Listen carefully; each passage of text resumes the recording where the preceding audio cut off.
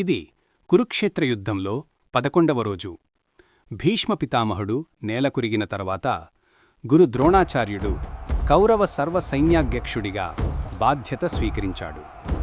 ఈనాడు ద్రోణుడు కౌరవ సైన్యాన్ని శకట వ్యూహంలో నిలిపాడు. శకటం అంటే బండి. ఈ వ్యూహం ముందు భాగం ఇరుగ్గా, వెనుక భాగం విశాలంగా ఒక పటిష్టమైన కోటలా ఉంటుంది. ధర్మరాజును బంధించడమే లక్ష్యంగా ద్రోణుడు ఈ వ్యూహాన్ని రచించాడు. దూనిని ఛేదించడానికి పాండవులు క్రౌంచ వ్యూహం పన్నారు. ఇది కొంగ ఆకారం.